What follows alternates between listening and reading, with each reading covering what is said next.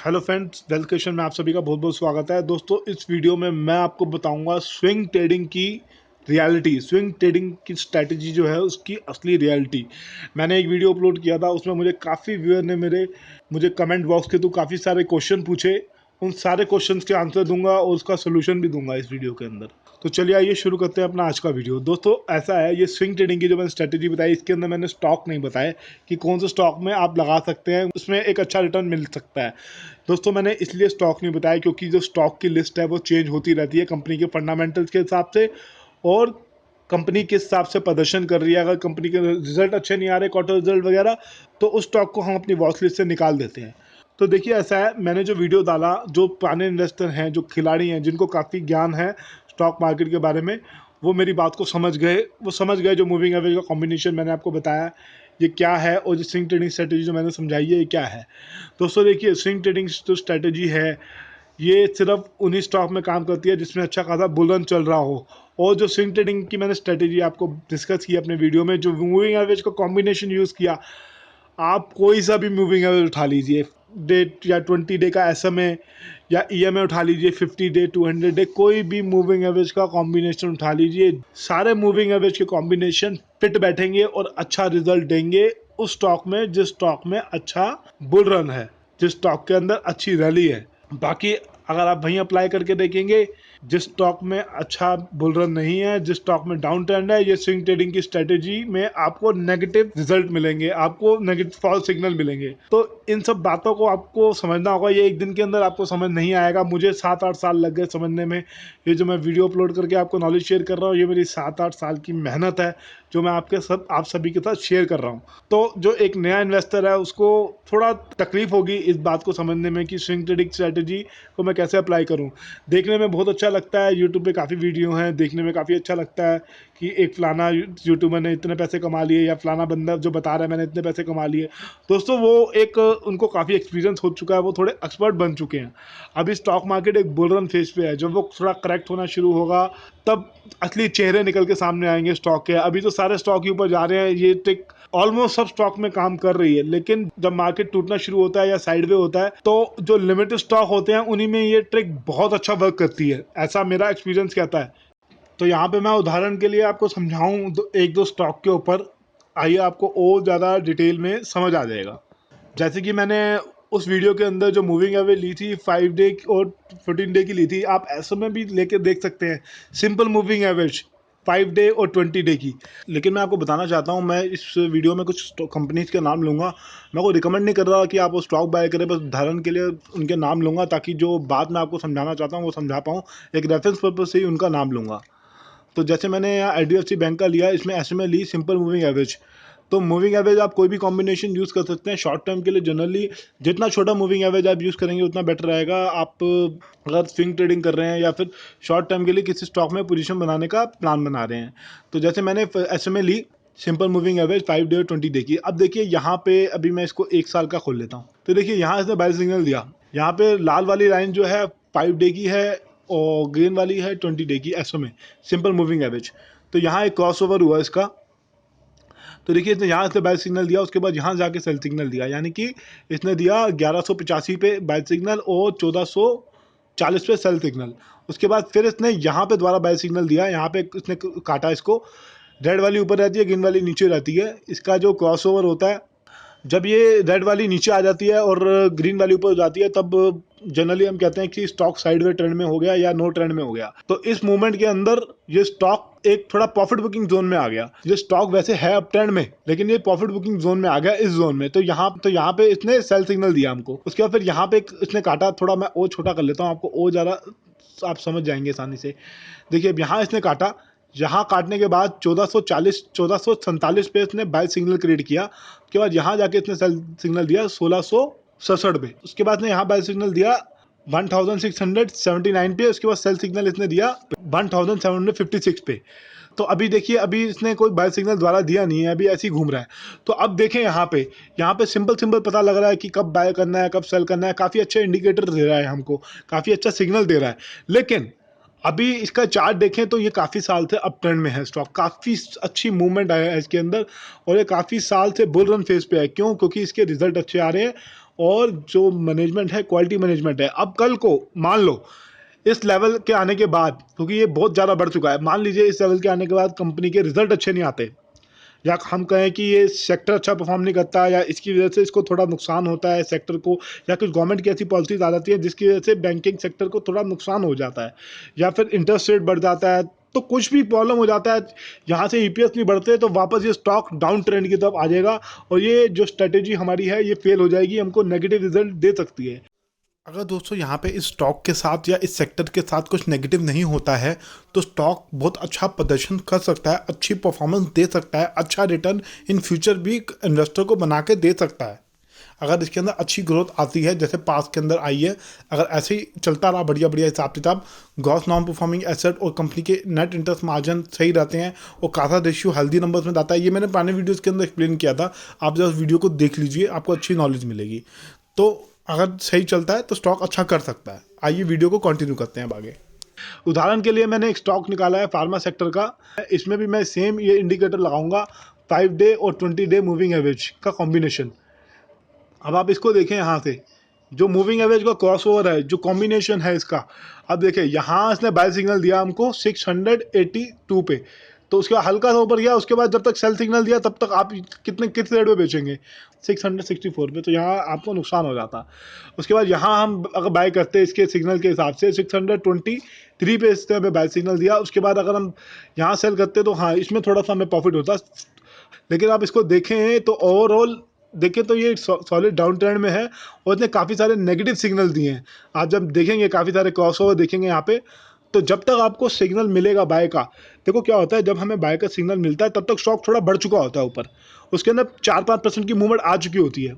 अभी तो मैं क्रॉसओवर के हिसाब से दिखा रहा हूँ कि यहाँ क्रॉसओवर हुआ, इतने पे क्रॉस हुआ तो यहाँ पे बाय सिग्नल जनरेट हुआ, लेकिन जब एक इन्वेस्टर को पता लगता है तब तक थोड़ा सा स्टॉक में मूवमेंट आ चुकी होती है। अब जैसे ये क्रॉसओवर हुआ, इसके अंदर 10% की मूवमेंट आनी है तो 3-4% की मूवमेंट हो चुकी होगी, और थोड़ी सी बाकी जो मूवमेंट है 5 से 7-8% की, वो मूवमेंट हम कमा लेते हैं। तो अब मैं थोड़ा पीछे आया हूँ 2014 के अंदर, जब ये स्टॉक बुल रन में था, इसके ईपीएस अच्छे आ रहे थे, इसने रैनबैक्सी को भी एक्वायर किया था और मतलब कंपनी के फंडामेंटल ठीक थे, सब कुछ बराबर था, इस सेक्टर में कोई नेगेटिविटी नहीं थी। इस कंपनी के जो बाहर से एक्सपोर्ट करता है वहाँ से भी रेवेन्यू अच्छे आ रहे थे, यूएसडी की कोई ऑब्जर्वेशन नहीं लग रही थी, कोई इसको प्रोडक्ट अपने रिकॉल नहीं करने पड़ रहे थे, मतलब कोई टेंशन नहीं थी इस सेक्टर के अंदर। तब देखिए कोई सा भी क्रॉस ओवर ले लीजिए, जैसे ये 5 डे का और 20 डे का लिया, छोटा मैं करता हूँ आपको और ज़्यादा समझ आएगा। यहाँ पे देखिए कितना अच्छा रिजल्ट मिला, यहाँ पे 588 पे क्रॉस ओवर हुआ, सेल सिग्नल दिया 624 पे, उसके बाद यहाँ इसने काटा, उसके बाद फिर इसने जाके यहाँ सेल सिग्नल दिया, तो आप उठा के देखेंगे यहाँ भी एक क्रॉस ओवर हुआ, तो काफ़ी ज़्यादा मतलब अच्छे रिजल्ट मिले हैं इसके अंदर हमको, जब एक स्टॉक अच्छा बुल रन फेज पे होता है। जैसे 2013 में देखिए यहाँ भी एक अच्छा रिजल्ट, यहाँ पे भी अच्छे प्रॉफिट बुकिंग होती है अगर हम करते तो 374 पे बाय किया, उसके बाद 491 पे हम सेल कर देते, इस तरीके से ये भी अच्छा होता अगर इस तरीके से हम इस स्ट्रेटेजी के हिसाब से वर्क करते हैं। लेकिन अब ये स्टॉक सॉलिड डाउन ट्रेंड में है, अब इसने काफ़ी सारे मल्टीपल नेगेटिव सिग्नल दिए हैं एक आध सिग्नल को छोड़ के, क्योंकि देखो ये एक्चुअल में क्या है, ये स्टॉक नीचे गिर रहा है, ये लोअर लो और लोअर हाई बार बार बनाता हुआ जा रहा है, और जब ये लोअर लो बनाता है अपना तब ये थोड़ा बाउंस करता है स्टॉक, तब ये क्रॉसओवर थोड़ा बहुत फिर बैठता है। तो उसी तरीके से मैं एक और क्रॉसओवर ले लेता हूँ 50 डे और 200 डे मूविंग एवरेज का, तो उसमें भी देखेंगे तो आप उसमें भी अच्छे रिजल्ट मिलते हैं। वैसे मैं तो जनरली कोशिश करता हूँ अगर मैं लंबी अवधि के लिए कुछ स्टॉक को निवेश करता हूँ तो 50 डे और 200 डे मूविंग एवरेज का क्रॉसओवर सबसे अच्छा है। बाकी शॉर्ट टर्म के लिए वो स्विंग ट्रेडिंग की स्ट्रेटेजी थी, ये देखिए यहाँ इसने बाय सिग्नल दिया, उसके बाद यहाँ जाके इसने सेल सिग्नल दिया, अब ये स्टॉक नीचे की तरफ जा रहा है, कहीं दूर दूर तक इसने बाय सिग्नल नहीं दिया। ये स्ट्रॉन्ग डाउन टर्न में था स्टॉक। देखिए दोस्तों, जब हम पास का डाटा को एनालाइज करेंगे, बैलेंस शीट को देखेंगे, नंबर्स को देखेंगे और कंपनी के फंडामेंटल्स देखेंगे कि पास में कैसा प्रदर्शन किया कंपनी ने, किस हिसाब का चार्ट बना था, स्मार्ट इन्वेस्टर ने किस हिसाब से इसके अंदर अपनी बाय या सेल की पोजीशन ली थी, उनकी मेंटालिटी क्या थी, क्योंकि चार्ट पे सब कुछ दिखता है। तो जब हम उसको एनालाइज करेंगे तभी हमको समझ आएगा कि इन फ्यूचर कंपनी का क्या हो सकता है। इसलिए मैंने पुराना डाटा निकाला है ताकि जो नए इन्वेस्टर हैं, जो स्टॉक मार्केट के खिलाड़ी नहीं हैं, जिनको ज़्यादा एक्सपीरियंस नहीं है, वो आसानी से मेरी बात को समझ पाएँ, वो लर्न कर पाएँ और सीख पाएँ और इन फ्यूचर प्रैक्टिस करके अच्छे से इम्प्लीमेंट करें और अच्छा मुनाफा कमाएं और अच्छे रिजल्ट मिले उनको अपनी इन्वेस्टमेंट पे। अभी हम करंट की भी बात करेंगे। अभी थोड़ा पास का डाटा मैं आपको दिखा रहा हूँ। पास में कंपनी थोड़ा सा डामाडोल रिजल्ट आ रहे थे, मतलब जैसे 2010 से हम 2015 तक देखें या उससे पहले देखें तो कंपनी के अंदर ज़बरदस्त ग्रोथ थी, सॉलिड ग्रोथ थी। CAGR ग्रोथ बैलेंस शीट के अंदर, एनुअल कंपाउंड ग्रोथ देखें, नंबर देखें बैलेंस शीट के अंदर 15 से 20%, 25% से भी तक रही है साल की ग्रोथ। तो अभी की हम बात करें तो कंपनी के नतीजे बहुत अच्छे निकल के आए हैं, कंपनी के प्रॉफिट काफ़ी अच्छे निकल के आए हैं, क्योंकि जो फार्मा सेक्टर होता है ये डिफेंसिव सेक्टर में से माना जाता है। क्योंकि एनालिस्ट जो है, एक्सपर्ट, इसको डिफेंसिव सेक्टर बोलते हैं। वो क्यों बोलते हैं? क्योंकि हम जब बीमार पड़ते हैं दवाई तो हम खाते हैं, हम मेडिसिन लेते हैं, उसके बाद हम ट्रीटमेंट करवाते हैं, कोई बीमारी हो जाती है पेशेंट को तो ठीक हो जाता है। तो फार्मा कंपनी जो ये कंपनियां हैं, सन फार्मा ब्रांडेड कंपनी है, ब्रांडेड कंपनी में से एक है, ये रिप्यूटेड कंपनी है, अच्छी कंपनी में है। वो क्यों? क्योंकि इन्होंने काफ़ी सारे पेटेंट रजिस्टर किए हुए हैं अपनी मेडिसिन के ऊपर, और इनके जो मेडिसिन है उनकी मार्केट में काफ़ी अच्छी ब्रांड इमेज बन चुकी है, काफ़ी अच्छी रेपुटेशन है, काफ़ी अच्छी डिमांड है इनकी मेडिसिन की। क्योंकि मेडिसिन जो बनती है उसके अंदर कुछ सॉल्ट होता है, उस पर पेटेंट होता है, जैसा मैंने आपको बताया। कुछ एंटीडोट बनाती हैं कंपनियां, तो जो मेडिसिन बनाती हैं उसके ऊपर कंपनी रिसर्च करती हैं, बहुत ज़्यादा पैसा खर्च करती हैं। साइंटिस्ट को काफ़ी ज़्यादा पैसा दिया जाता है, कंपनी के पास अच्छे नंबर में साइंटिस्ट हैं, अच्छे नंबर में मैन्युफैक्चरिंग यूनिट हैं, और कंपनी रिसर्च पे बहुत ज़्यादा ध्यान देती है। रिसर्च करके नए नए पेटेंट रजिस्टर करने में कंपनी जो है लगी हुई है, इसलिए स्टॉक जो है काफ़ी अच्छा बढ़ गया। अब आप पूछेंगे ये सब तो हमें भी पता है भाई, ठीक है, आपका वीडियो हमने देख लिया, हमें समझ आ गया, लेकिन फिर आगे क्या करना है, आगे का बताइए हमें, आगे का ज़रा समझाइए, आगे इसमें क्या होने वाला है। तो दोस्तों चार्ट पे आप देखेंगे तो मूविंग एवरेज का कॉम्बिनेशन यूज़ करेंगे तो सेल सिग्नल तो दिया नहीं है इसने अभी। चार्ट पे देखेंगे तो ये अभी अप ट्रेंड में है, लेकिन अगर आप इसमें लंबी अवधि के लिए निवेश करने का निर्णय ले रहे हैं, आप डिसीजन ले रहे हैं, तो आप जो है क्वार्टर रिजल्ट को ट्रैक कीजिए, एनुअल रिजल्ट को ट्रैक कीजिए। अगर वो अच्छे आएंगे तो स्टॉक का प्रदर्शन अच्छा हो सकता है, अगर वो अच्छे नहीं आएंगे तो स्टॉक डिक्लाइन भी कर सकता है। ऐसा नहीं है कि स्टॉक बढ़ता चला जाएगा, थोड़ा सा करेक्शन भी आ सकती है उसके अंदर। कंपनी अच्छी है, नो डाउट, प्रमोटर भी अच्छा है, डिविडेंड वगैरह देता है अपने शेयर होल्डर को, लेकिन आपको रिजल्ट ट्रैक करने पड़ेंगे, नंबर्स ट्रैक करने पड़ेंगे, तभी आपको पता चलेगा कि कंपनी आगे कैसा करने वाली है। तो दोस्तों ये स्टॉक मेरे पास नहीं है, क्योंकि मेरे पास दोस्तों पैसे नहीं है अभी लगाने को स्टॉक मार्केट में, क्योंकि मैं पहले काफ़ी ज़्यादा स्टॉक लेके बैठा हूँ, वो थोड़े नीचे आ गए हैं मेरे पोर्टफोलियो से, मेरे मतलब बाइंग एवरेज से। मुझे उनको एवरेज आउट करना है, तो मैं उनको एवरेज आउट करूँगा थोड़ा थोड़ा। इसके अंदर मेरा मन है निवेश करने का, लेकिन मैं वेट करूँगा इसके अंदर। अगर मुझे अच्छा लेवल मिलता है और मेरे पास इन्वेस्टमेंट करने के लिए फंड होगा तो इसके अंदर मैं ज़रूर निवेश करूँगा, जब इसके अंदर करेक्शन देखने को मिलती है। आइए दोस्तों एक बार पास के डाटा को फिर से देखते हैं, फिर से थोड़ा समझने की कोशिश करते हैं कि किस हिसाब से मूविंग एवरेज ने सिग्नल दिए थे पास के अंदर जब स्टॉक डाउन ट्रेंड में था। तो ये जो मूविंग एवरेज जो होती है चेंज ऑटो होती रहती है। जैसे मान लीजिए आज 200 डे मूविंग एवरेज किसी स्टॉक की 100 रुपये है, अगर वो ऊपर जा रहा है तो उसकी मूविंग एवरेज बदल जाएगी। अगर वो स्टॉक डाउन ट्रेंड में है, उसके रिजल्ट अच्छे नहीं आ रहे, तो मूविंग एवरेज जो मान लीजिए मूविंग एवरेज 100 रुपये की थी, वो 80 की भी हो सकती है, 70 की भी हो सकती है, 50 की भी हो सकती है। वो स्टॉक के हिसाब से डिपेंड करता है। वहीं हम यहाँ HDFC को देखें, HDFC में अगर हम यही क्रॉस ओवर लगाएं 50 डे का और 200 डे का, तो अभी देखें तो ये इसके अंदर भी वैसे आपको अच्छे सिग्नल अभी मिल रहे हैं, लेकिन फ्यूचर के अंदर अगर इसका ट्रेंड बदल जाता है, इसके रिजल्ट अच्छे नहीं आते, तो फिर वही नेगेटिव चीज़ शुरू हो जाएगी, जैसे अभी सन फार्मा में आपको देखने को मिली। मैं ऐसा नहीं कह रहा ज़रूरी ऐसा होगा, बाकी HDFC बैंक बहुत सॉलिड कंपनी है, बहुत अच्छी कंपनी है, लेकिन आपको वो सब चार्ट में आराम से देखने को मिलेगा। तो अब आप मुझसे पूछेंगे कि इस बात का सोल्यूशन क्या है? तो इस बात का सोल्यूशन ये है दोस्तों कि देखिए ऐसा है, दो तरीके से आप काम कर सकते हैं। एक तो पहले फंडामेंटल स्टडी कर लीजिए अच्छे से, फंडामेंटल बेसिस पे ही आप पता लगा लेंगे कि स्टॉक को बाय करना है या नहीं करना। टेक्निकल बाद में आते हैं, आपको इंडिकेटर या टेक्निकल के पास बाद में आइए, पहले फंडामेंटल स्टडी कर लीजिए।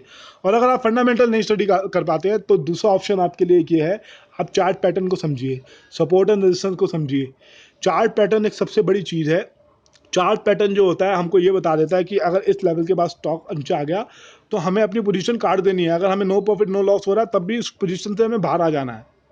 तो मेरे हिसाब से आप इंडिकेटर्स के भरोसे ज़्यादा मत रहिए, फंडामेंटल स्टडी कीजिए। अगर फंडामेंटल नहीं समझ पाते हैं तो ये आप चार्ट पैटर्न को समझिए, सपोर्ट एंड रेजिस्टेंस को समझिए, एक स्टॉप लॉस हमेशा लेके चलिए। तो अगर इस लेवल को स्टॉक काट देता है तो मुझे एक स्टॉप लॉस लेना चाहिए।